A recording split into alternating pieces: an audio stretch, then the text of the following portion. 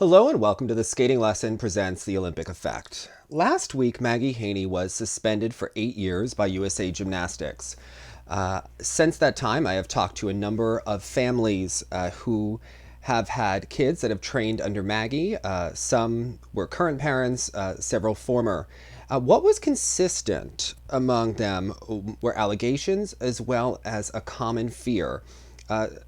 Every parent I spoke to was willing to provide information to confirm yes or no questions about Maggie and information, but no one wanted their actual child to be mentioned or to have actual specific information detailed per child because there is a strong fear of retaliation. And we're going to discuss this. I want to start by reading a couple of articles, and then I'll talk about things that I learned about the culture within the gym as it related to the rules, previous videos, and her behavioral in general. And I think it'll illuminate some things about the situation. I've waited a week to kind of compile the video because there were certain things that I really wanted to figure out in my mind and kind of sift through.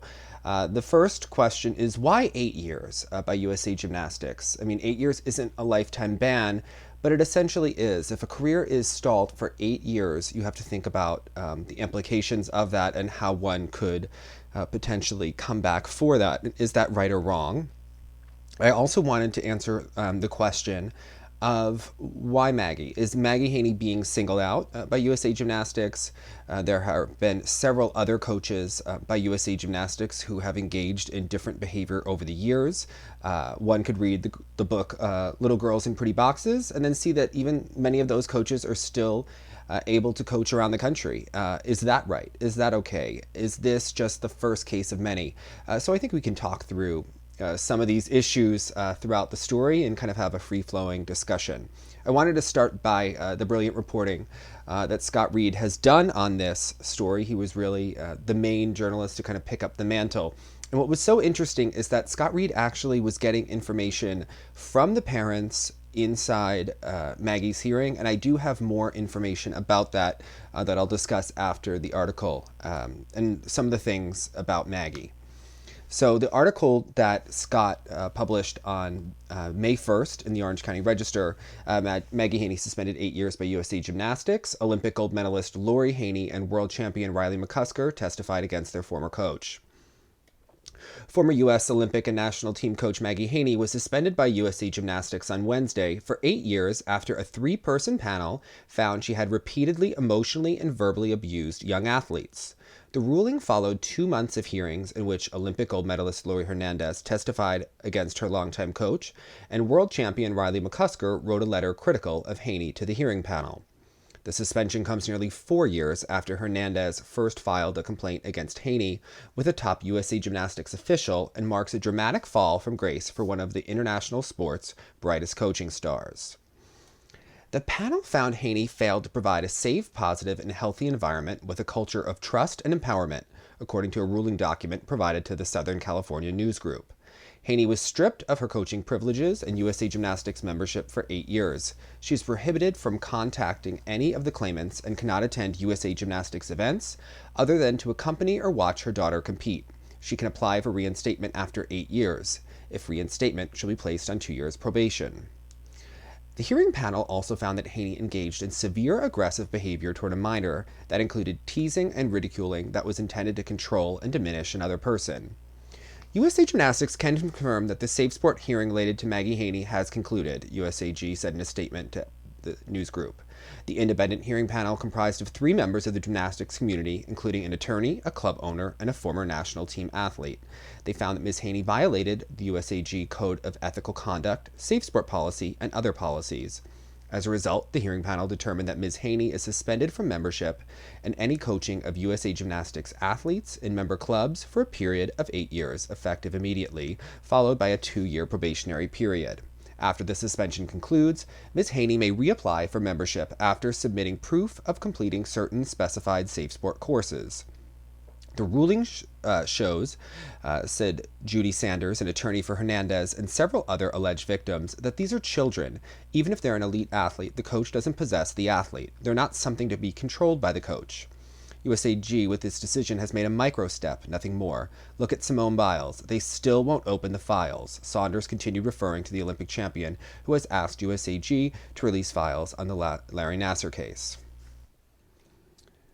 It continues, am I celebrating? I would have liked this case to have been handled with other abuse cases before USAG and the U.S. Center for Safe Sports. So it's a micro step in the right direction. Haney is expected to appeal the decision. The ruling is regrettable, but in no way surprising considered the heavy-handed nature of the investigative and hearing process, said Russell Prince, Haney's attorney. There is no fundamental fairness to the manner in which these matters are resolved. Clearly, I would anticipate an arbitration. Haney has not responded to multiple requests for comment. The Haney case raised further questions about a generation of American coaches that came of age in the so-called Caroli era. During a period through the late 1990s to 2016, when Bela Caroli and later his wife Marta served as national team directors, the U.S. women achieved unprecedented success at the U.S. Olympic and World Championships. But the era also became synonymous with an abuse culture that left young gymnasts vulnerable to predatory coaches, physicians, and officials. Haney, 42, considered one of the world's top technical coaches, came to global prominence for coaching Hernandez and McCusker at MG Elite Gymnastics in suburban Monmouth Junction, New Jersey, 45 miles from New York City. But Hernandez and McCusker joined at least a half dozen families in filing complaints against Haney with USA Gymnastics. Jessica McCusker, Riley's mother, declined comment. Wanda Hernandez, Lori's mother, also declined comment. Haney is alleged to have screamed, sworn at, threatened, bullied, and harassed gymnasts on a regular basis, according to USAG documents and interviews with 6 people familiar with the national governing body's investigation.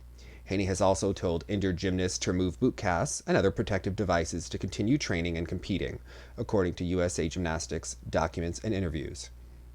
Haney supporters, including several NCAA Division I gymnasts, former U.S. national team coaches, and MG Elite athletes and their parents, maintain that she is a tough and demanding coach, and at times abrasive, but not abusive. Yet even some of Haney's supporters, while insisting her behavior does not merit a suspension, privately acknowledge that some of her coaching methods are no longer acceptable.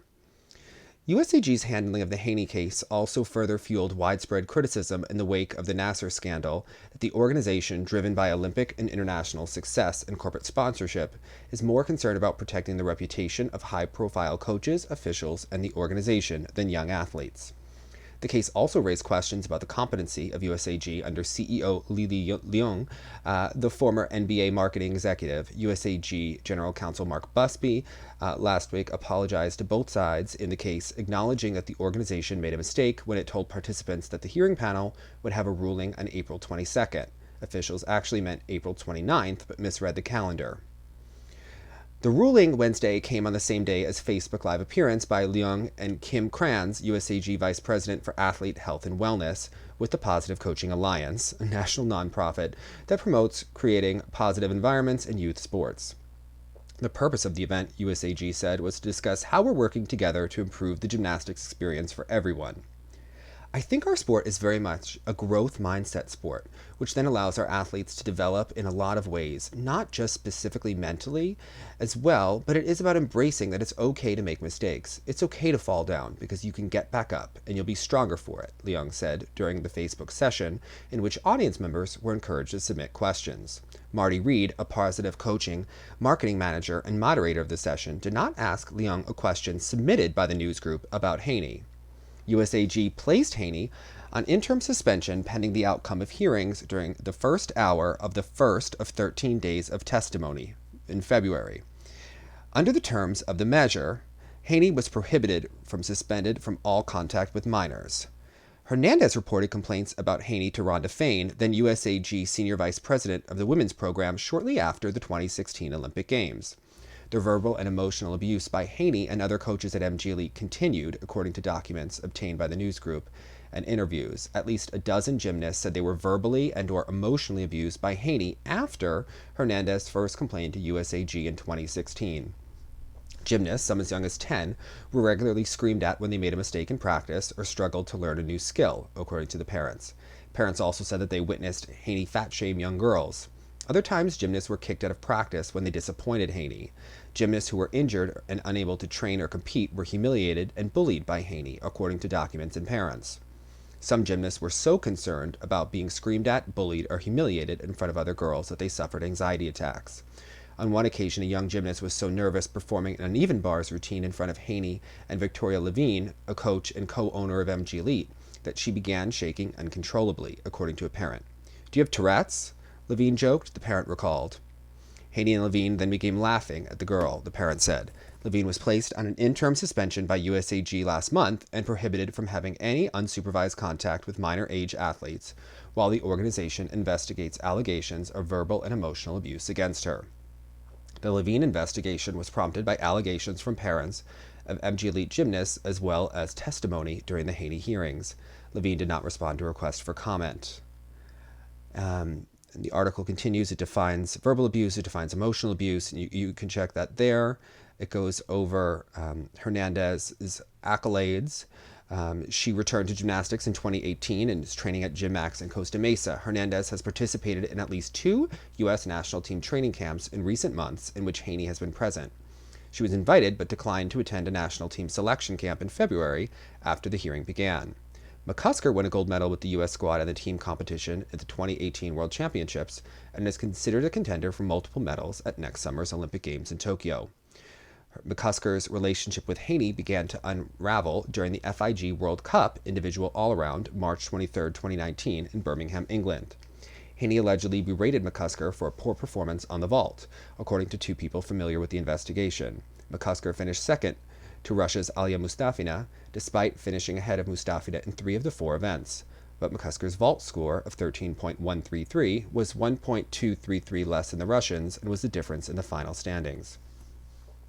McCusker's parents repeatedly raised concern about Haney with Tom Forster, USA Gymnastics women national team coordinator, and Annie Heffernan, the organization's vice president for women's gymnastics.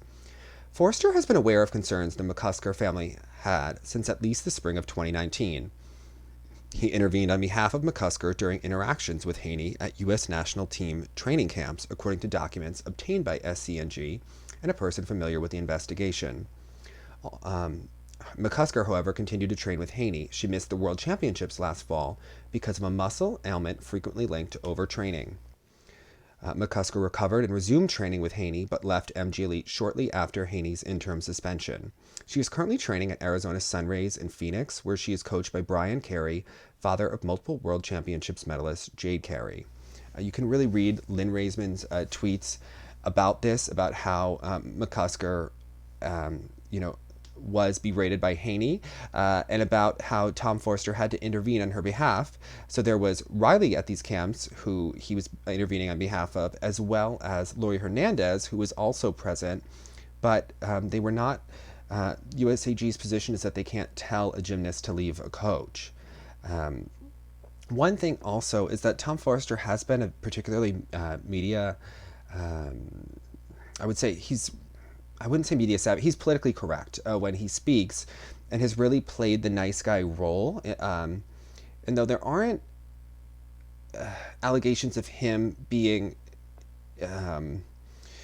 abusive in the way of the Crowleys, it's interesting that Tom Forster has more of a shifty persona, where he has actually written on Maggie Haney's wall and commented on Facebook photos in recent months. So on Facebook, so one has to really question whether he's suited for this role and really performing appropriately. He sometimes will take selfies with top gymnasts at events. He's someone that didn't have ultimate success as a coach, and it seems like it's perhaps a tad about Tom. He certainly writes long, detailed posts, sometimes almost excuse-making, or to set really a scene and a vibe for himself of likability, but one has to really question Tom's role in this. The New York Times also had an article where Olympic gymnast recalls emotional abuse so twisted that I thought it couldn't be real.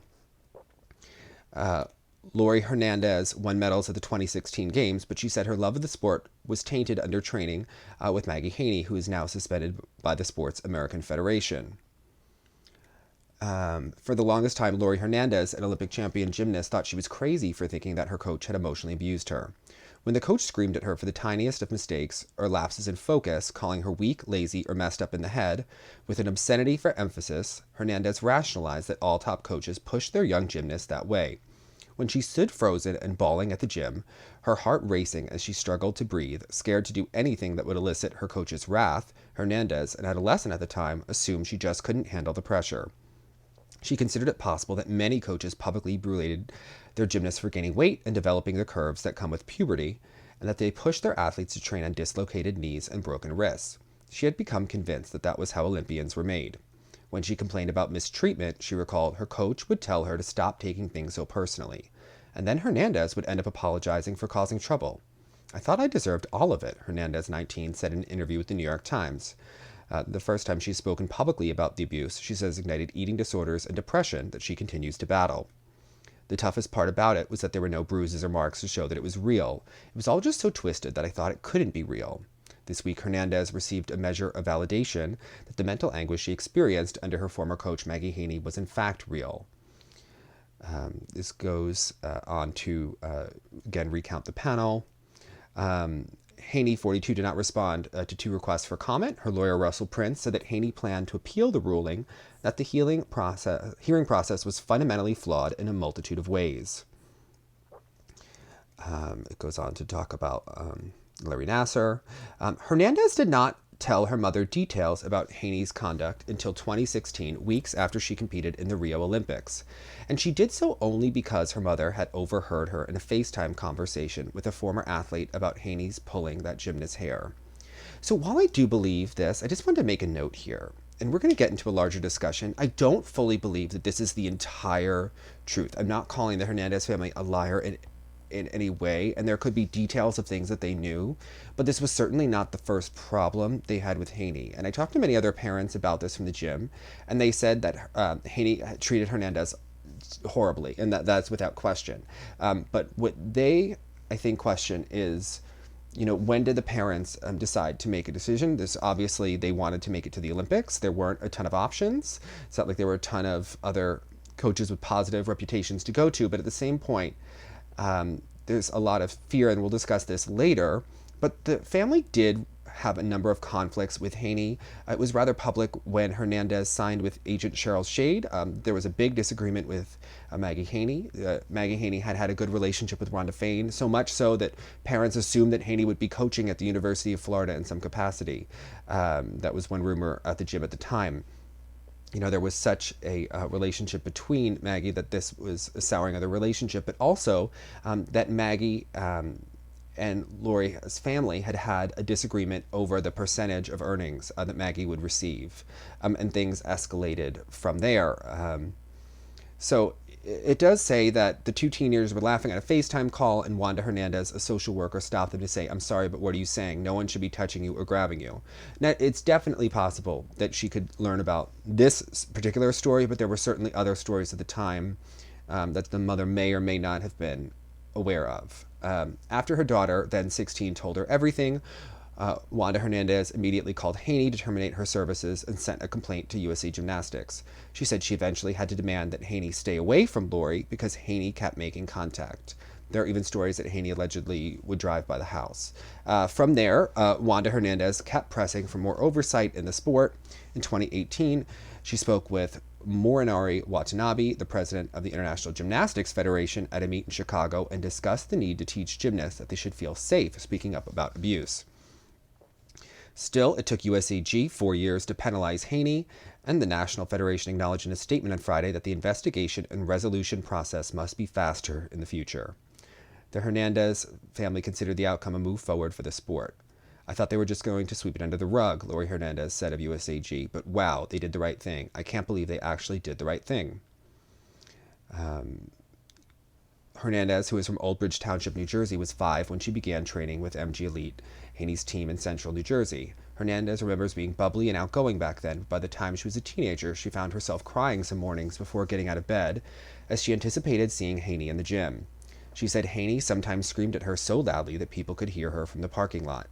The gym was Haney's dominion. The team handbook says in underlined red ink, parents are not allowed to stay and watch practice. There are no exceptions. Hernandez recalls happy times with Aimee, like team banquets and sleepovers at her house or trips to get ice cream. But at the gym, Hernandez invariably felt stuck. She wanted to leave, she said, but she couldn't speak up because she was just a child, unable to walk out or drive home. Feeling helpless, she would often cry, angering Haney even more.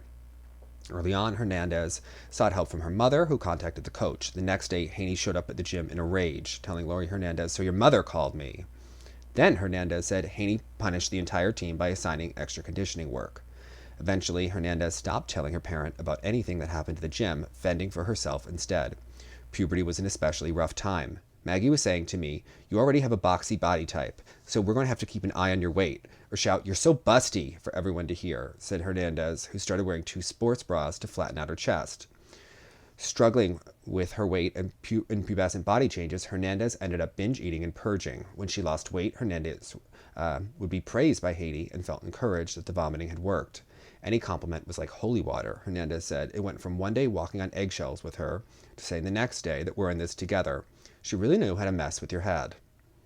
Other teammates, she said, were similarly trying to cope. One, she said, was so scared of Haney that she would throw up before every practice. The coach, she said, would also talk badly about Wanda Hernandez at the gym, saying things like, "You should trust nobody because your parents are just going to kick you to the curb."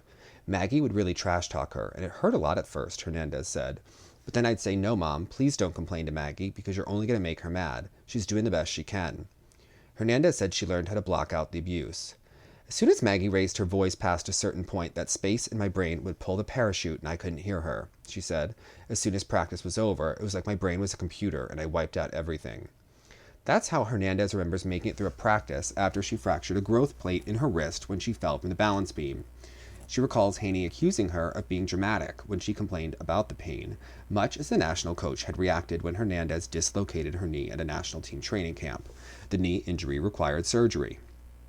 Hernandez competed at the Rio Olympics with a torn abdominal muscle, helping the U.S.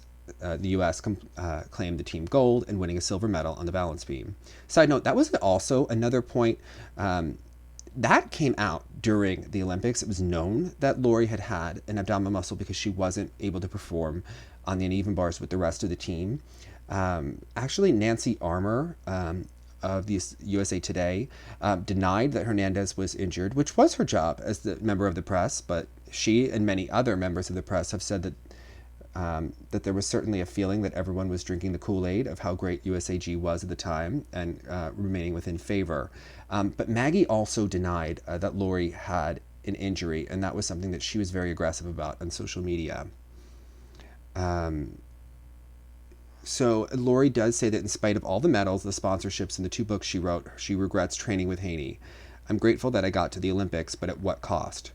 Hernandez said she has struggled with full-on major depression and that she now receives treatment for it. She coped with her sadness by overeating and still has a ginormous fear of doing something wrong, perfectionism to the extreme.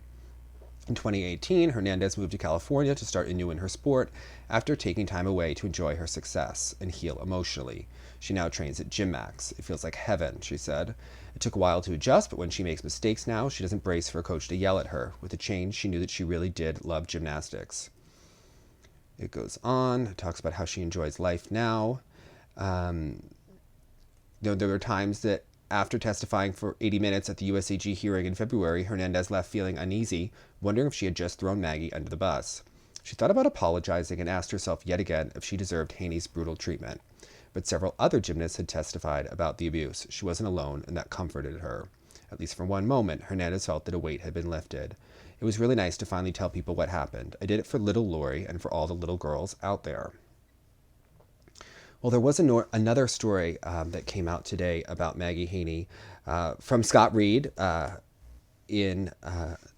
a gymnast who had actually been injured once again by Haney, and I will pull that up. It's a consistent pattern of abuse, I think, that we are hearing, and many specific cases that we are hearing again and again. This is another family, and several families actually told me about this story, and it was so bad that everyone wants to keep the name of this secret. It was apparently a horrible situation that took place in the gym. His article from today, May 8th, 2020, in the OC Register reads, it was a few weeks before the U.S. Championships, and Maggie Haney, a U.S. Olympic and national team coach, wanted a gymnast to add a new trick to her uneven bars routine. The gymnast balked. She had not attempted the skill for months. She was afraid and exhausted. By the way, it doesn't specify that this was an elite gymnast in any way. This, I believe, was a club gymnast, and the U.S. Championships might mean a junior Olympic title. Haney demanded the gymnast to do the skill. The gymnast continued to hesitate. Haney began ridiculing the girl in front of other gymnasts, according to the girl's mother. Victoria Levine, Haney's assistant at MG Elite, a New Jersey gymnastics club, started screaming at the girl. The girl asked the coaches to spot her. They would not, Levine citing a recent medical procedure she had undergone. The gymnast tried the trick, fell, hitting her head on the equipment and then again on exposed cement before landing in a foam pit. Haney and Levine laughed at the girl in the pit until they realized she was having seizures, according to the mother and two other parents. The girl had suffered 2 skull fractures. Her mother arrived at the hospital to find a chaplain near her daughter's unconscious and lifeless appearing body. I thought she was dead, recalled the mother, who spoke on the condition of anonymity. The gymnast recovered but continues to suffer from migraine headaches. The incident was one of dozens of examples of the alleged physical, verbal, and emotional abuse by Haney of young female gymnasts provided to USA Gymnastics, the sport's national governing body, between 2016 and this March, according to the Southern California News Group investigation. The interviews and documents. So interviews and families of MG Elite, confidential USAG documents, and previously unreleased texts, emails, letters, and other documents related to the investigation obtained by the news group provide the most complete account to date of the extent and impact of Haney's alleged abuse. The interviews and documents outline how Haney pulled gymnasts by their hair, swore and screamed at them, body shamed, ridiculed, and called them retarded if they couldn't perform a routine, or balked at attempting a new skill that they were nervous about. Haney threatened to commit suicide if top gymnasts, including world champion Riley McCusker, left MG Elite, according to interviews, documents, and testimony provided to USAG, as well as texts and emails. Haney engaged in several aggressive behavior toward a minor that included teasing and ridiculing that was intended to control and diminish the person. USAG documents, personal texts, and emails and interviews also outline that while the mother of Olympic champion Lori Hernandez first complained about Haney to a top USAG official weeks after the 2016 Olympics, the organization's scrutiny of Haney and MG Elite intensified only after Jessica McCusker, Riley's mother, began to complain about the coach to 3 top officials in 2019. Steve Penny, the CEO of USAG until March 2017, was informed of Hernandez's complaints twice, according to a senior vice president with the organization. In an interview with the news group, Wanda Hernandez, Lori's mother, said she was never contacted by Penny about Haney.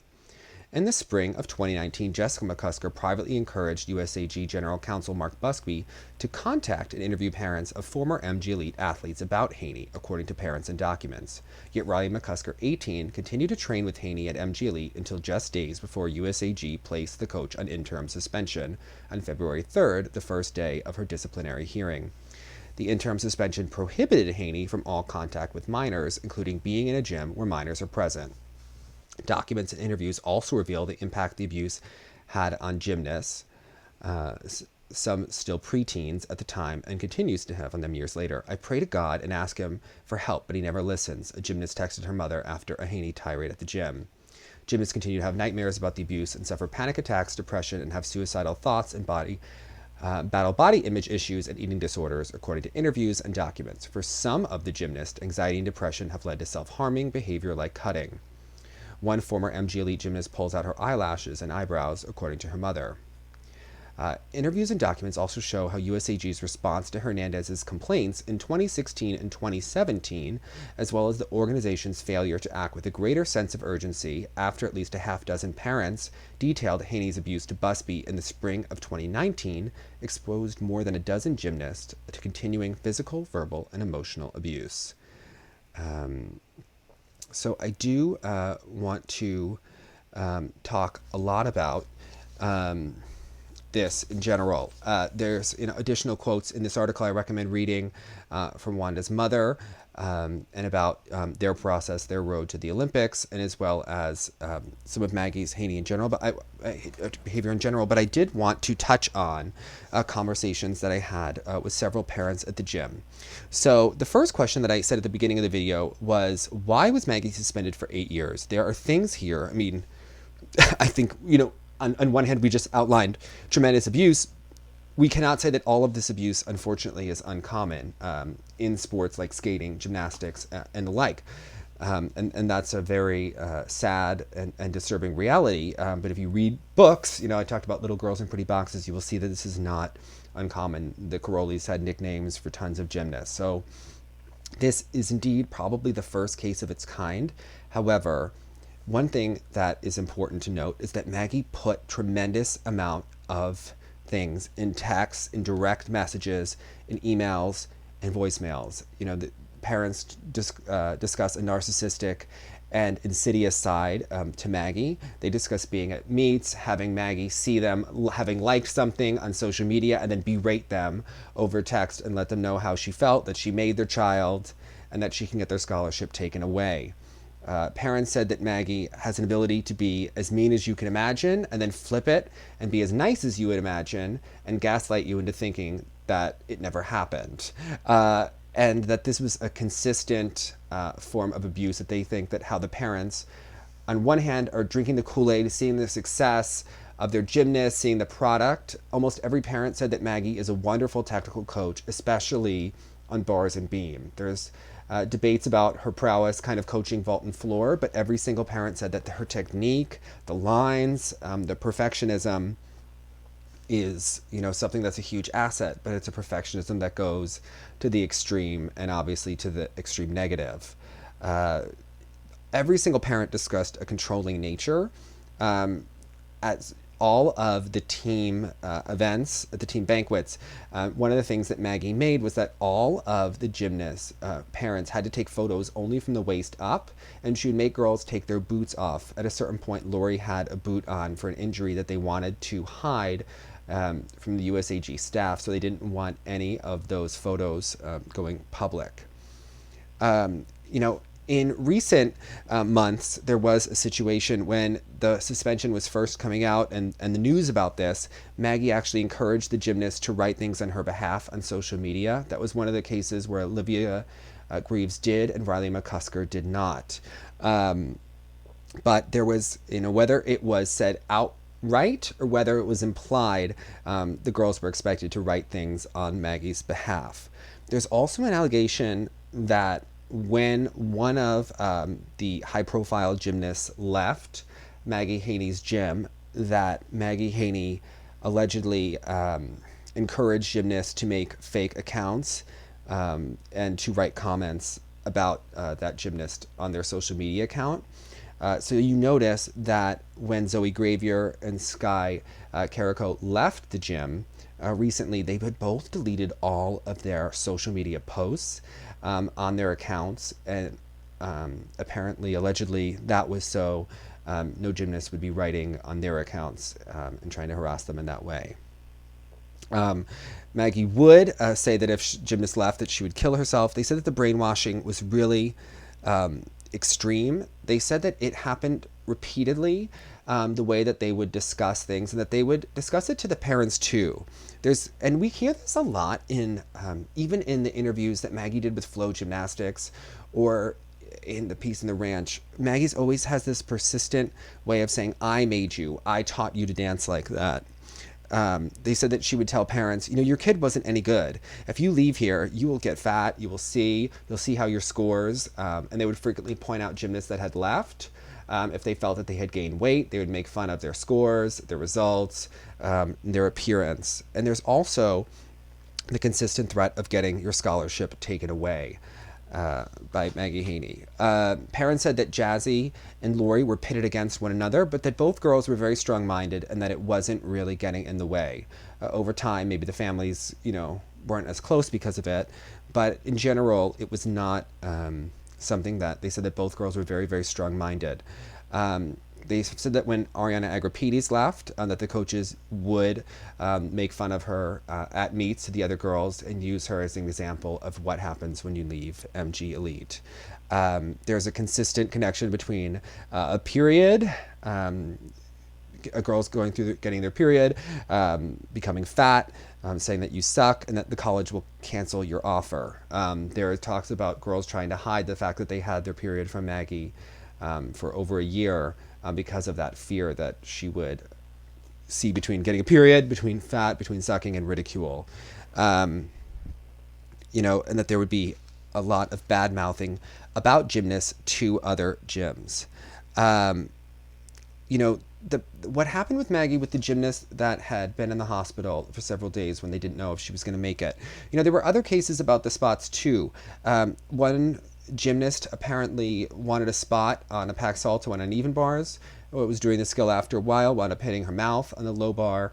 And then Maggie allegedly didn't want those parents to go to the ER or to a dentist, saying that the parents needed to, learn how to chill the F out. And that there was a persistent feeling that Maggie and Vicky would say that they knew better than doctors, and that you did not need to get an MRI, and you didn't need to listen to doctors and what they told you about the recovery from injuries. The parents said that they were continually gaslit. Also, that she would tell the parents, good luck getting a scholarship. We made you. Your kid was not talented without us. They also discuss that one coach left the gym after a water bottle was thrown at someone that was on the beam.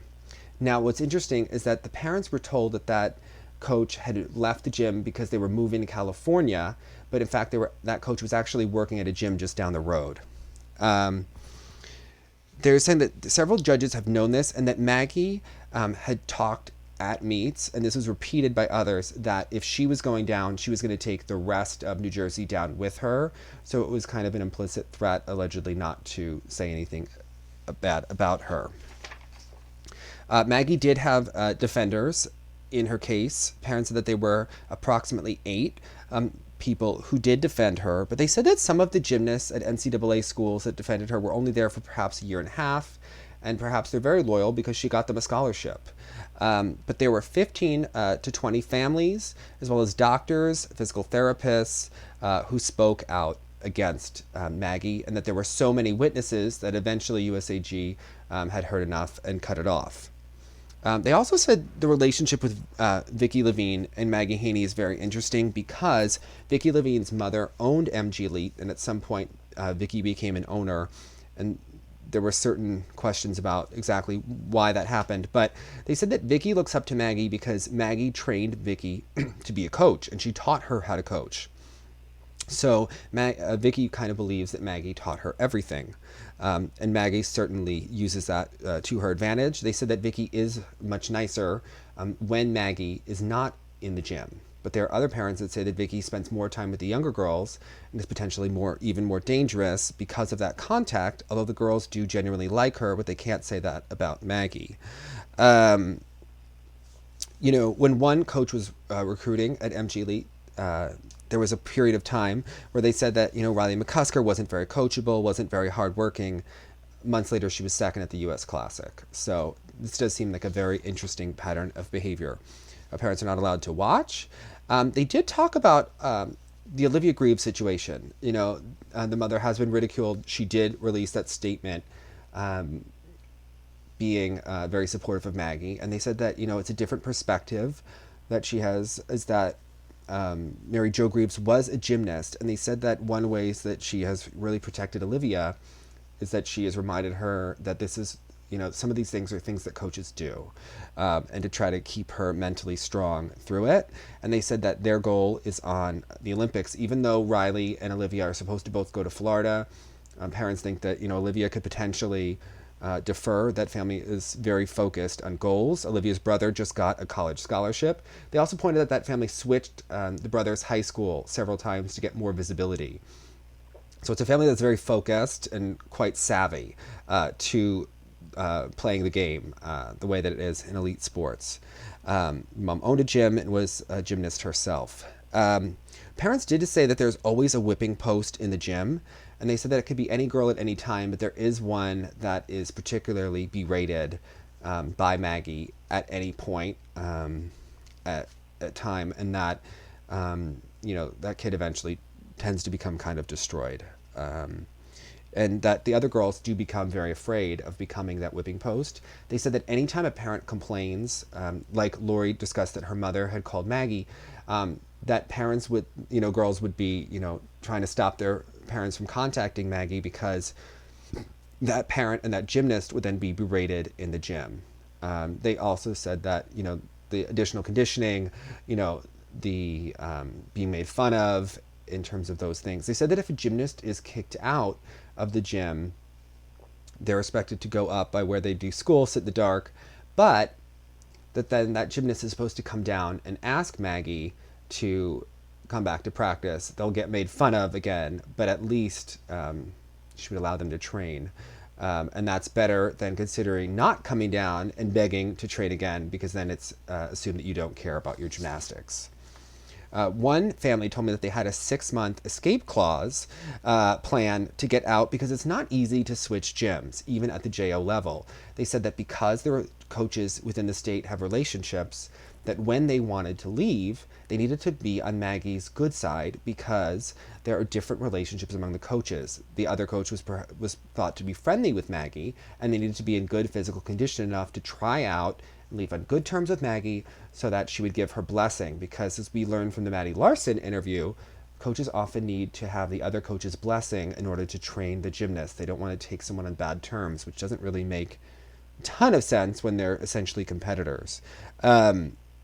Now, Alicia Ingram, a former USA national team member, was telling me that when she switched from Cyprus to Cincinnati Gymnastics under Mary Lee Tracy, that one of her former coaches had called Mary Lee and said negative things about Alicia and her family to Mary Lee, which soured her relationship with Mary Lee before she ever even got there, because of things that she had heard, and really kind of soured that relationship and got it off on the wrong foot. One family just said that, gymnasts, it was never good enough. This perfectionism, they said, started early on. Maggie has always been a perfectionist, which was part of the success, but as soon as Lori started to get more and more success, that it turned from bad to awful.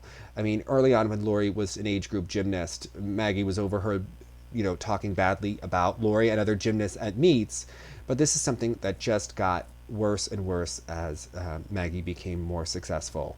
I think you can hear in that interview that Maggie did with Aimee Boorman with Gymcastic how much Maggie just enjoyed and thrived on the elite culture.